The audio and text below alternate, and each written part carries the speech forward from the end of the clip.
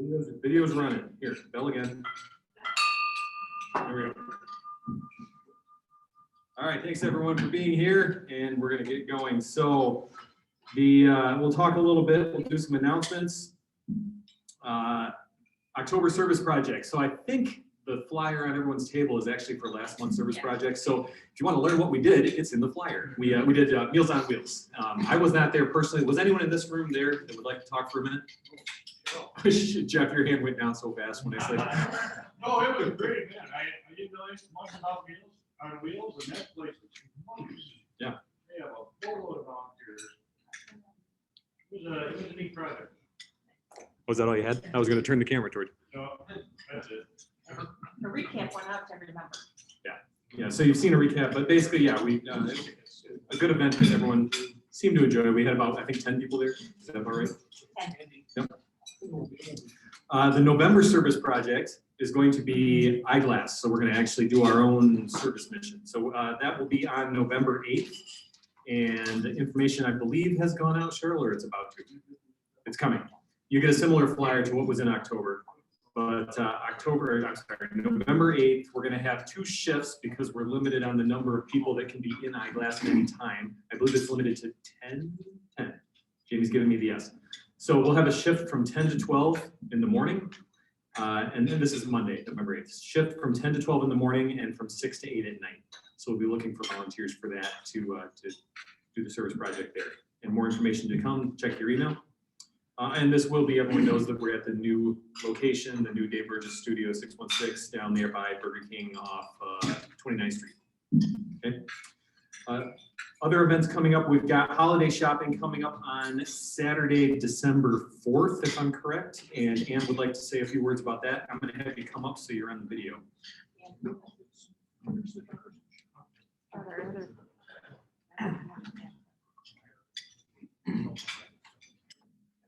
Well, we're getting organized for this year's holiday shopping. Last year, because of the pandemic, we did have to cancel. Although we had all the riders and all the shoppers and everybody. Those of you who know that Mike Tobido was the other part of this, along with Don, who's our, right-hand person. He's the other chairperson involved in this. And so the good news is that we did get the grant this year from Myers, and we will be looking at 40 kids shopping with us at Myers. Those of you who are new members, we do a holiday shopping event with kids who are underprivileged as well as visually impaired from around the whole county here. The Sabbath kids have already been committed.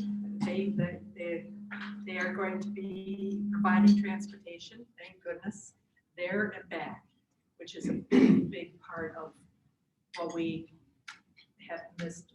We'll miss with Mike being gone, and Mike did all of that. So they have agreed to have us to transport the kids. The visually impaired kids from Kent Intermediate, I'm still working on that, but we expect to have 40 kids. So what we need from you guys is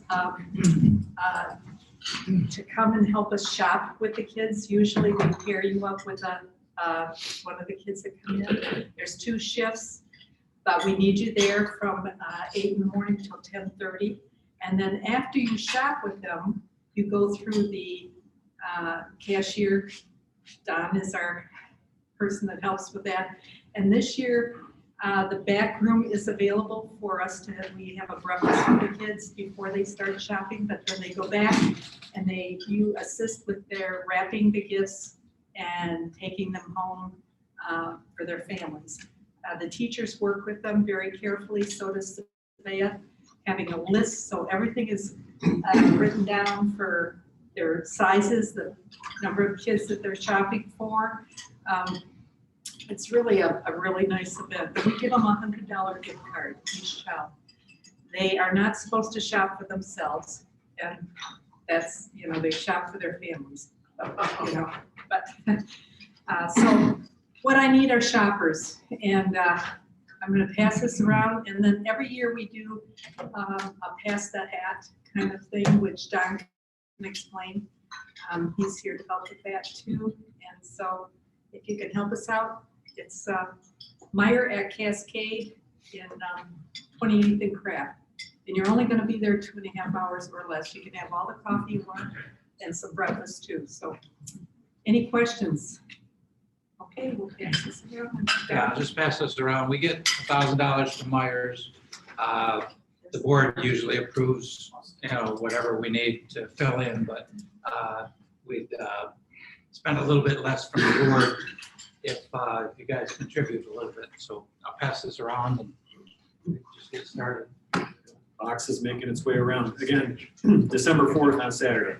So thanks, Ian. All right, looking out at the district, we've got projects night on Thursday this week. Now, the RSVPs were due by Friday, but if you have a severe desire to do projects, I assume they could probably still reach out to Deb. I'm being told no. So if you didn't sign up, you're missing out. Do it next year. All right, but there's projects night on Thursday for anyone who did sign up. What else do we have? I think we have to talk about on the tables, we have flyers for Crafting Vision.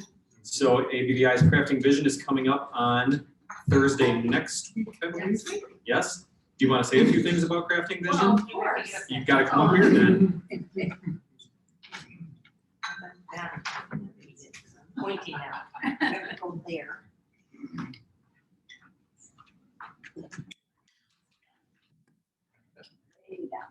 Hi, everybody.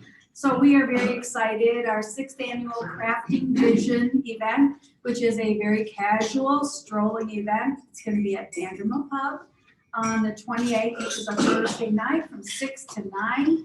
And tickets are $60. So please take a look at the flyer, and they made great gifts. So if you can't attend, please feel free to donate or buy tickets for somebody else.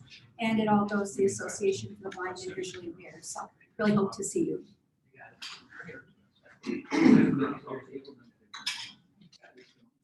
Thanks, Linda. Put this back up. There we go.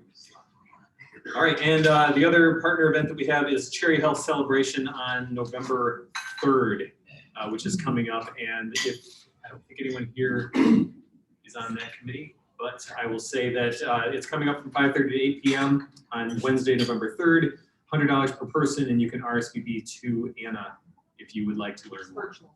It is virtual this year, sorry. It's not an in-person event. They had to switch it to virtual. So I will now move on to our tail twister, Mr. J.V. Junon. Hello. Now, do I have to stand up there? You can't taste the tail You twister. know what? I'm gonna watch this. No, I'll try. No, Try it. I'll just follow you with the camera. That's sort of scary too. No, do it. Yeah. We got this. Well, we'll start with the normal penalty here. Anybody that doesn't have a pen, Mark, I don't think you have a pen. And I would like some money from. That's good, Don. I looked over there. I didn't think you had any written on there. Okay, good. That's good. Anybody else? No pen? Thank you. Oh, okay. I thought I'd make this part of my routine too. Have you got your parking ticket to get out? Got them up here. Okay, everybody's good. Happy bucks. Keith.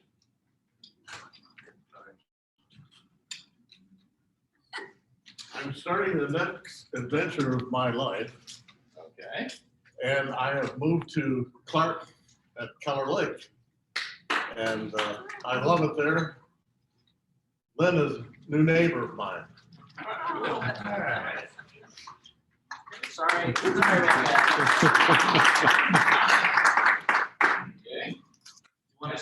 I'll be right back. Have a big thing. My son, Jim, is now engaged to be married next summer.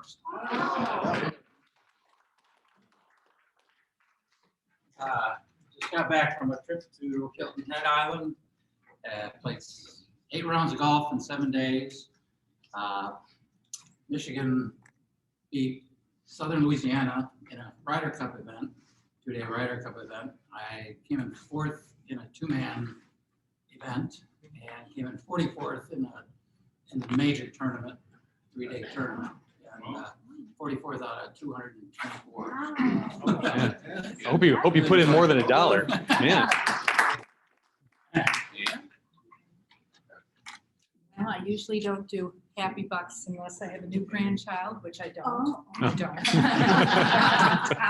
My husband and I, Jim and I, went down to North Carolina to celebrate not only my birthday, but our 50th wedding anniversary at the Biltmore, Nice. same day. Born on the same day. as my husband. Congratulations. 50 years. Yeah. That's a real milestone. Lynn, I had heart surgery about 2 months ago, turned out okay. And you're here. yes. And then somebody mentioned that I just moved to Clark on Keller Lake. Neighbors are just so-so, huh? Yeah. That, I just got back from Elkhart Lake, Wisconsin at Road America at 150 miles successfully, no crashes, but there were some unfortunate people that didn't make it their cars to the track, all 2 years.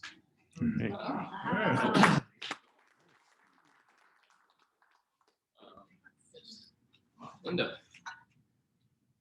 I just survived my 35th annual college roommate girls weekend. And we've been doing this for 35 years straight. It's just as if we did it our first year and had a blast in South Haven. Wonderful. Really, yeah.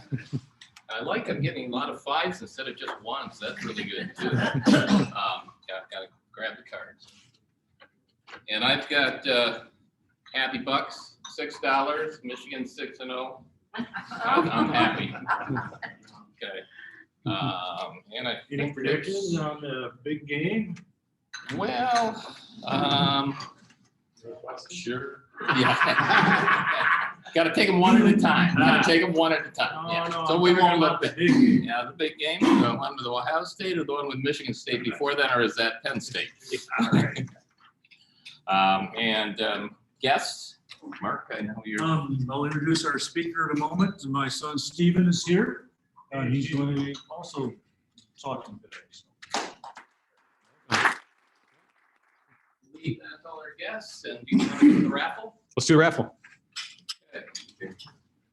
Yep, you get those cards too. Let me grab these first.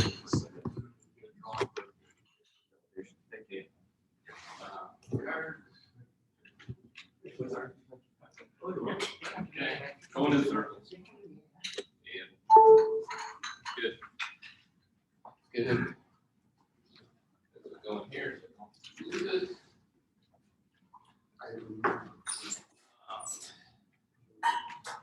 Steve, I think mine, tickets are there on the table. Okay. Right here. I think my tickets are. Okay.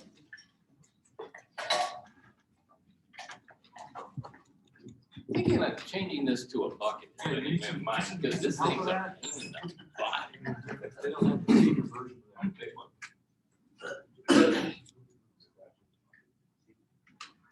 Okay, thank you. The $5 winner, last 4 digits, 9394. Sign me up, baby. All right, I'll find the $5 sometime here. Okay. I'm going to donate it to Blues Jim. Okay. And the last one, we'll have you pick both. Yeah, what? Another one.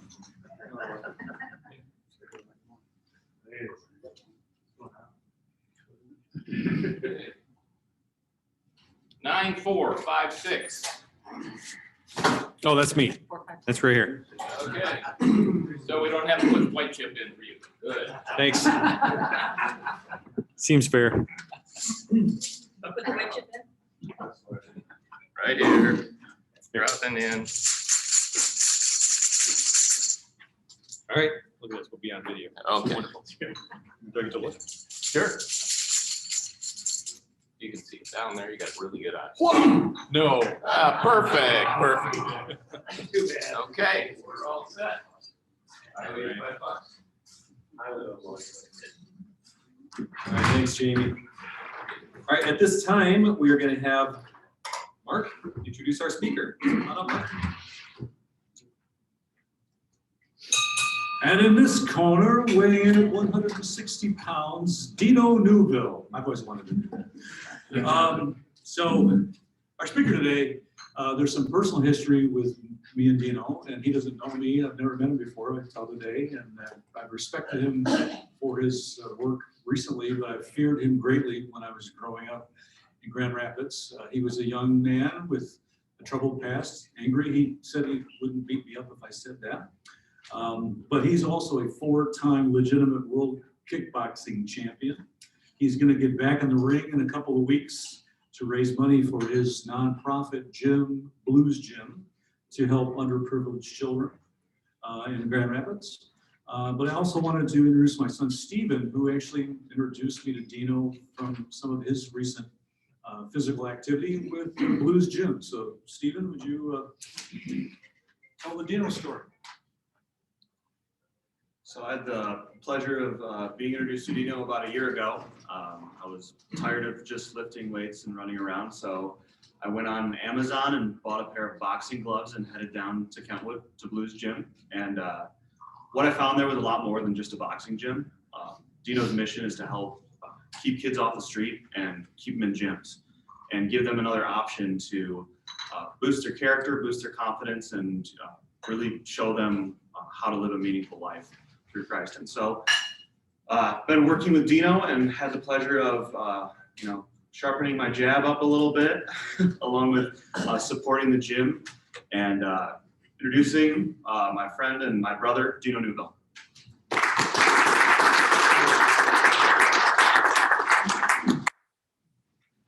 I'm much of a talker. He's amazing.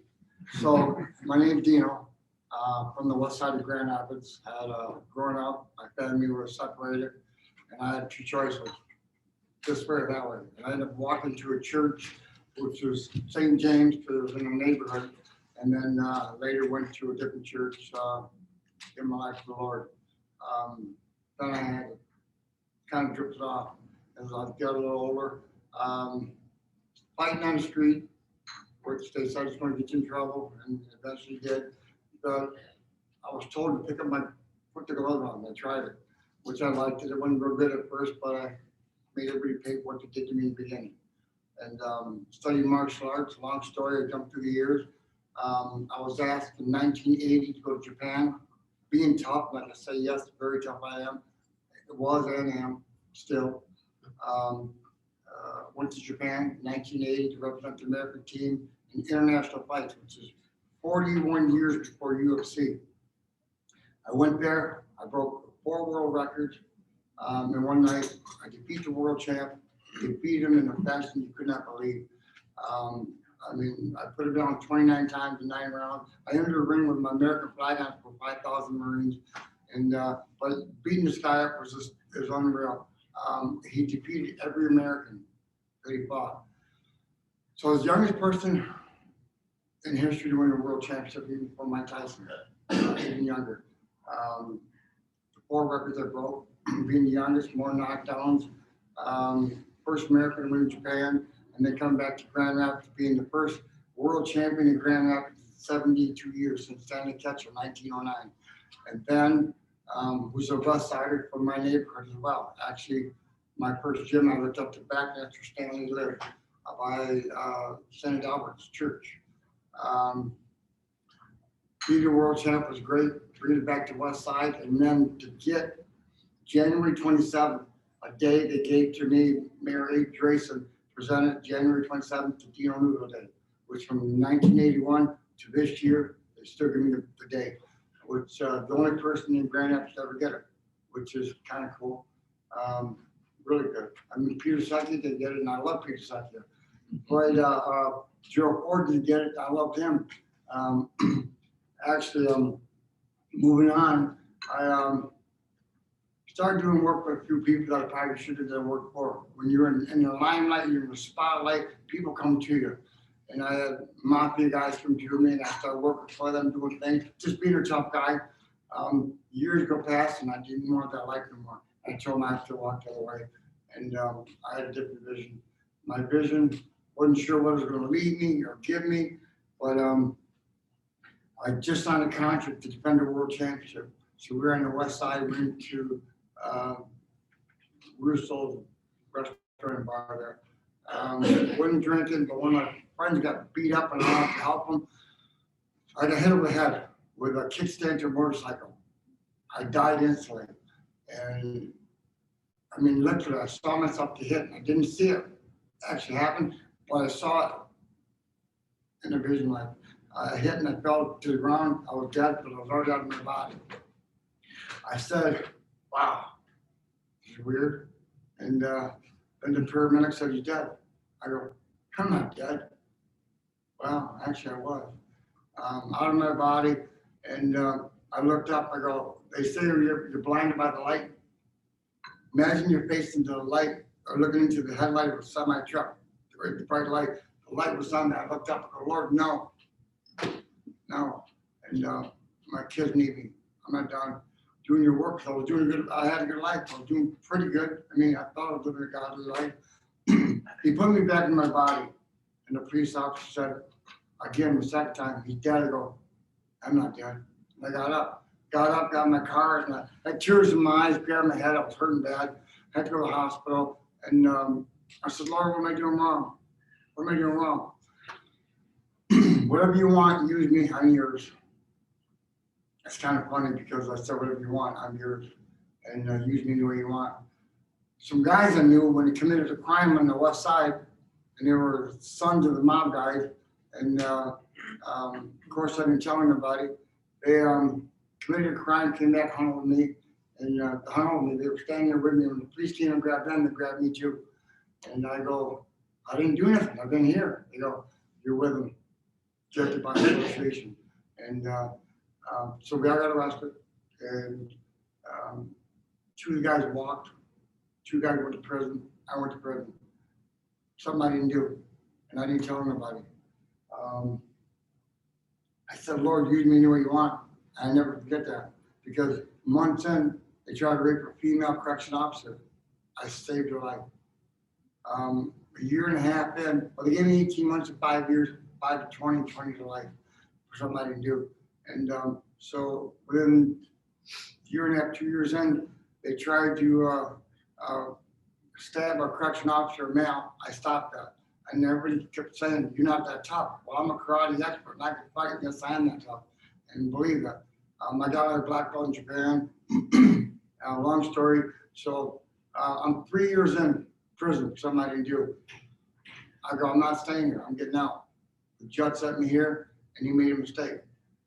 I meant that. Even when the judge Kalinda sent me to prison, I go, Your Honor, I'm innocent. He goes, where you going to the Department of Corrections now? We sent letters to him from inside through my lawyer and whatever. But as I'm there, 3.5 years in, someone who knew me from the streets of Grand Rapids come up. He approached me trying to find a hitman to kill our local Judge Lieber. Judge Lieber's wife, Judge Lieber's 8-year-old little girl, Judge Christensen, and Attorney Freeman Hano. I walked away from the mob guys years before, but I called one from where I was at in Detroit and told me what was going on. Go, call me back, I'll make a phone call. Well, a local FBI agent, Gene DeBob, contacted me with Frank Kelly, Attorney General, sent a couple people to see me. And long story short, as time went on, I ended up testifying against this guy who tried to kill the judge. He wanted more than anything the judge's daughter dead, 8 years old. Well, but then he wanted the judge and his wife dead too, both judges. So I couldn't go talk to nobody about what was going on. So I reached out to head of the Muslims, the Moabites, the Aryan Nation, the Mexican Mafia, all the gangs in prison, all the lifers. And I told them what was going on. And they go, we don't care about judges. We don't care about none of the people. What we do care about, there's a gangster rule. You don't mess with families. You don't mess with women or kids.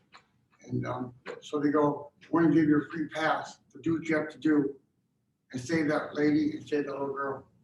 And you should get out of prison by doing that. And I could. So I did do this.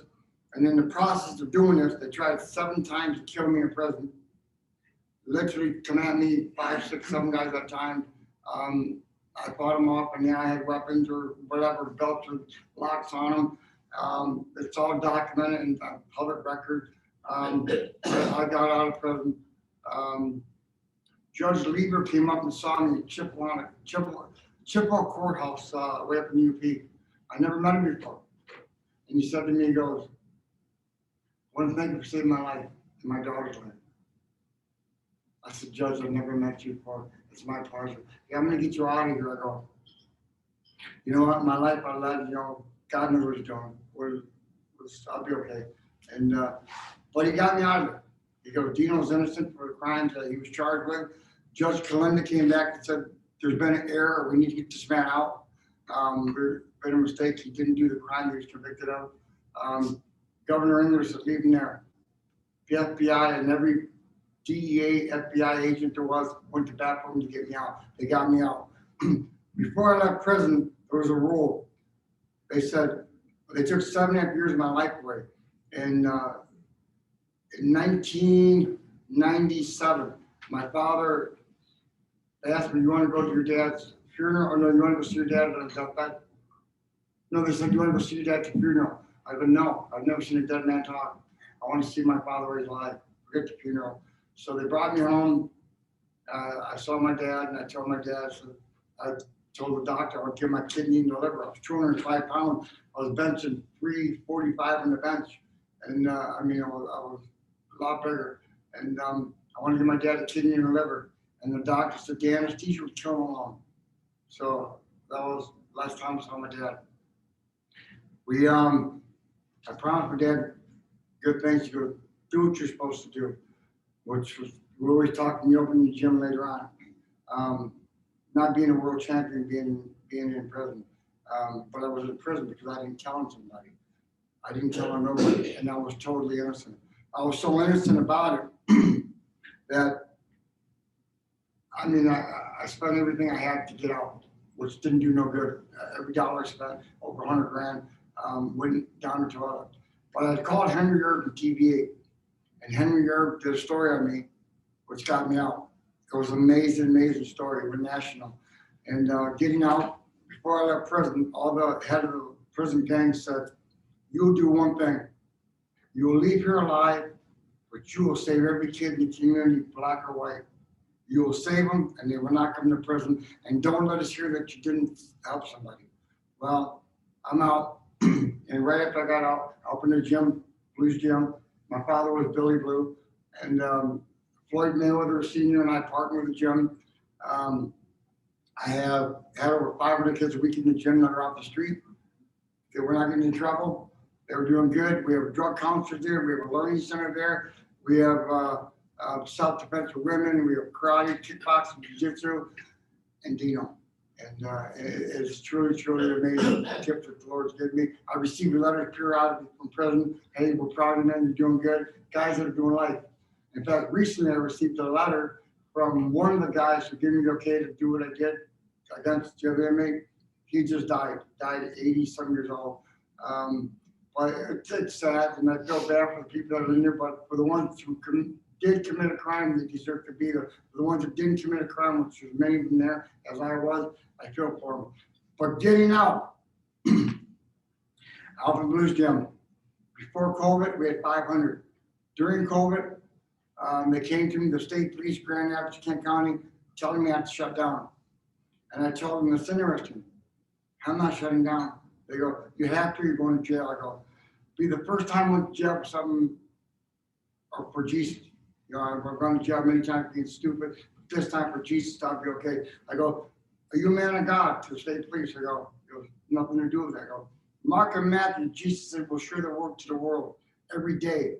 And not just because a girl in Lansing tells you you can't do it, or anybody else." And I fought it, never shut down. TV8, Fox 17, I believe 13, y'all did TV story, our bond resistant to not shutting down. The Grand Rapids Press did, and everybody wondered why I didn't shut down. They go, "You'll shut down and you will be arrested next time you come." I go, "And violate my constitutional rights. Can I get a picture of your name tag on the police car?" They go, "Why?" I go, "Because I'm filing a $100 million lawsuit against you, the state police, and the state of Michigan." Well, the COVID's over, basically. I never shut down day one. We stayed open. My learning center, my learning center is packed at the gym. Steve knows this. We have kids in the gym now. We have just over 400 kids in the gym. I asked, excuse me, I asked the media a year ago when COVID started, what does it cost to incarcerate 25 kids? Nobody knew. I go, well, I do. It's $1 million a year. I've got all these kids here. We get no money from nobody. I work day and night. I went from 205 to 185 to 100, month and a half, 140 pounds. I just hit 160 this morning again. So, and I'm fighting at 160. But I mean, so all the money that it costs to incarcerate these kids, we have no programs anywhere in the community to prevent your kids, your grandkids, or any other kid from being incarcerated. We have no program. We have the YMCA, but they're not educating you on things. The chief of police came to me, a little bit of an FBI agent, and said, you know what? You've been there. You've had a rough life. You worked for the mafia. Mob guys. I'll tell you a short story. Anybody see Goodfellas? Joe Pesci played the tough guy. They sent me to Las Vegas to kill that guy in 1986. We didn't find him. They asked me, would you have killed him? I go, I don't know what I would have done. But whatever happened, God had to do other plans for me. I came back and I walked with my life. Detroit Mob paper wanted to do a story on me a month and a half ago about this. And I go, nah, I don't want to talk about it. That life's behind me, you know. And it's amazing. Would I have saved people's lives by doing Joe Spot, Andrew Spotro? What if I would have got him, how many lives would have been saved? They told me you've been dead within a week later. But that life's behind me. Look what I did now. Look at all the lives I'm saving. And I say that literally. We have Grand Valley College partner with us. They're running our education program, which is what an amazing program. We had a friend come in and buy 6 computers for the class. I think we've got 12 now. We've got books, a great education program. So as our program is running, I ran into financial problems. The city Grand Rapids can't help you, can't help you. Why? Not because you're a nonprofit, because you're a ministry. As I told the police when they come and shut me down during COVID, I go, I run a ministry. They go, but the other church is shut down. I go, well, God bless them. I'm not. They're a different church than I am. I'm going to stand up and fight for what I believe in, which I have, and I will continue to do. But you know what? When I stand up and do what I do, I try to encourage kids to stand up and believe in what, you know, the right thing. How you, all of us got kids, I'm assuming, and grandkids. And you know what? How hard is it for one of our kids to get caught in a group with other kids? Well, they're doing wrong, but nah, I'll go with you. You know what? And what a devastating, what a big mistake they made. We just wrong. It could be bad. You know, no idea what the consequence is going to be. They don't. And I tell the kids, the police, and they've all told me, you've experienced it. You know how to talk to people. We've never done it. You've done it. You've lived a good life, you lived a bad life. I was a world champion, got arrested, sent to prison to somebody knew. Well, the flip side of that there, when I won the world championship, I was the youngest person to do it. We didn't have internet. We didn't have social media like today. Well, they're going to finally acknowledge me for my accomplishment November 6th. I'm stepping back in the ring to raise money for the kids. They're going to acknowledge me, the big world martial art organization said, you broke all the world records. You've done everything you did. A world champion, 81, 86, 87, and 92. And I beat him from Japan, Thailand, and everywhere in the world. If you came and got in front of Dino, you were going to get, you're going to be taught a lesson. And it was amazing because my hands are faster than fast. My kicks were perfect. And it was amazing. But the gift that God's given me was not for fighting. Was not for numbers. Was for talking to kids. What I do, how I do this, it's amazing because we're saving kids. Right now we have 400 some kids in the gym. Our bank accounts is zero. We still have them. We have many people believing it. I love you guys. I walk with Jesus every day. I thank the Lord for what He's given me, and I thank the Lord for this opportunity today. God bless you guys.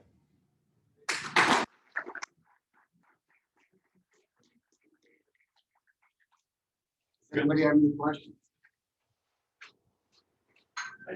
Yes, sir. So you said you were in prison for, was it 7 years? They gave me 18 months to 5 years, 5 to 20, and 20 to life. Something I do. I did 7.5 years in Department of Correctional, locked in a 6x6 cell, 24 hours a day. I refused to go outdoors because we were in the UP. They put the dangerous guys away. I was not dangerous. I'm a good person. But yeah, I was. Sir? How prevalent is, obviously, the mob back in that day and the mob today? Is it still a significant influence? It's still a threat, but I know the guys in the old days meant what they said. And, you know, if they said it, they did it. They wouldn't repeat themselves. Not something I always tell the kids, Jim, I'm not repeating myself. Listen to what I said. Yeah, they're big difference. Now, to me, they're very careless. Very careless, and yeah, the guys back then were quiet about what they did. Sir? You mentioned on the 6th that you're gonna be coming out of retirement. 21 years later. Yeah, yeah, so is that, I mean, obviously, it's a fundraiser, are you trying to get people to attend? Is it fundraising for ticket sales, how's that work? Steve, you don't know that? Yeah, I'll go grab that.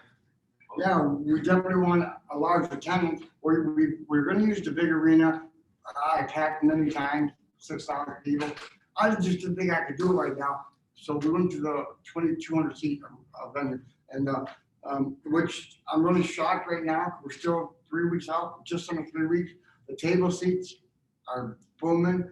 The ringside seats just outside the tables are moving. I just, yeah, going good so far. We have 2,000 seats to fill up. They asked me, can you fill it up? Or yeah, I believe so. Either people back in the old days want to see me fight because they want to see me lose, or they like me. Now I think it's because of the good things I'm doing, and all the people say, how can this man I died be so tough? And I remind people, Jesus don't make weak people, you know. But yeah, it's we definitely want to pack the house. All proceeds are going to go to Blues Gym. But I did say, I talked to my board of directors. I go, I want to give after the show, coming in and we're successful, I want to cut checks to 2 other nonprofits. They go, why? I go, why? Because as we struggle, other nonprofits are struggling. And there are 2 other youth programs in Grand Rapids that are on the borderline of shutting down. And so I want to cut checks to them. I asked my board of directors to do it, and they should. You know, they go, you have a good heart, but we'll see what happens. You know, the show is very special because when I talked to Uncle Joe, who owns the Delta Fund, he goes, Dino, you need something spectacular to get people there. So we're grabbing lunch. I go, I got it. We'll get police, firemen, and military. Good idea. I get them. But guess what? The police, we couldn't get no police to fight for the simple fact of what's going on in the city, which is okay. And the fire department, we've got some that want to fight, but nobody else will match up to their side because they're either too big or too small. So I boxed for the Marine Corps, 78, 79, and I talked to a lot of people. And so we have the entire card, actually. The entire card is basically Marine Corps. Marine Corps fighting Army, Marine Corps fighting Navy, Air Force, and we have Couple FedEx drivers fighting too. yeah, there's a FedEx driver that delivers equipment to our gym from ringside, and he goes, I fight for kids. I'll tell you, he's 6 foot tall. I have a guy with me, 6'8". I want to fight him. So they're fighting each other. We have Anthony Lightshow Williams, we have Sergeant Kenneth Wydell from the United States Army, Sergeant Randell from the United States Marine Corps, Chris Graves is fighting Keith Bullock from Detroit, Chris from Grand Rapids. We have Adi, the Bosnian assassin, fighting Javier Mendez, United States Air Force, Blake Ives versus United States Marine, David Campbell, and we have Dino Mad Dog Newville come out of retirement 21 years later to fight Rocky the Coconut Head. I mean, the wine nightmare. How old is Rocky? Rocky's 61. Rocky's trying to say he's 62 to be the oldest person fighting. The truth is, we're the same age. And I'm going to tell you a short story, 30 seconds. A year ago, I had a vision, and my vision said, The Lord showed me in the ring.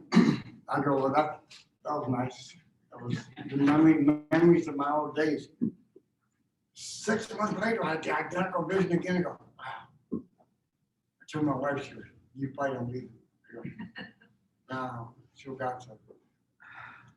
On February 23rd, I turned 61. I go, I woke up, I had to do it. I didn't tell the wife, I go, oh my God. I went in the gym, the guys come in, I go, videotape me working out for 5 minutes. Let's see what I do. They go, you think about fight coach? I saw the video, I go, I'm like, the Lord gave it to me, I'm doing it. And guess what? We're doing it. And I'm really surprised how many people are want to see me fight, how many people are responding on social media. It's really, really amazing. I've got people come from California, from Florida, from Chicago. Here's the other news I didn't say. Because of my life story of what I've done, of the good and bad, how I turned my life around, they're making a movie on my life story. They're filming it right now.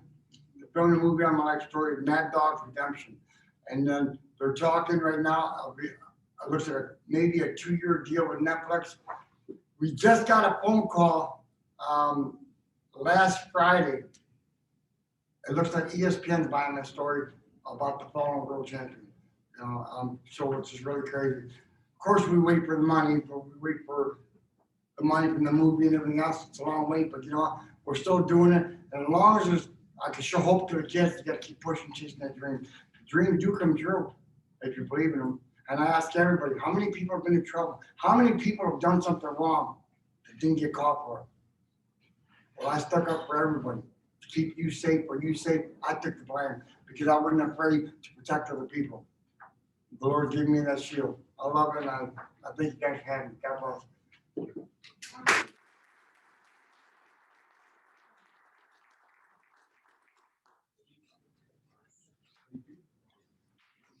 Thanks, Dino. Good story. Thanks, sir. Appreciate it. And I know you remind me of Pure Meyer. Okay. I like him. He came to a gym and talked to all my kids before he won the election.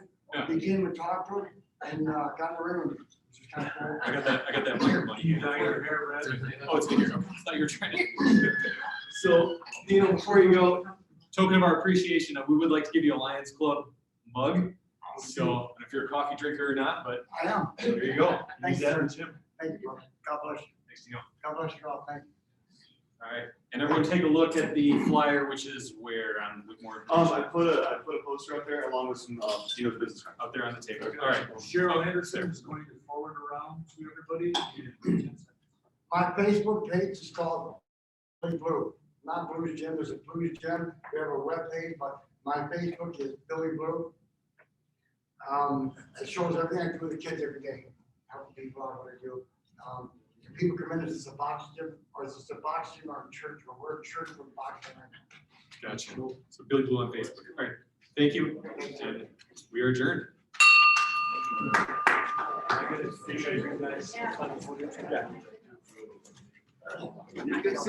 Yeah. You too. Stop. You. Thanks. You know the magic. Also you. It is Joe. Good to see you.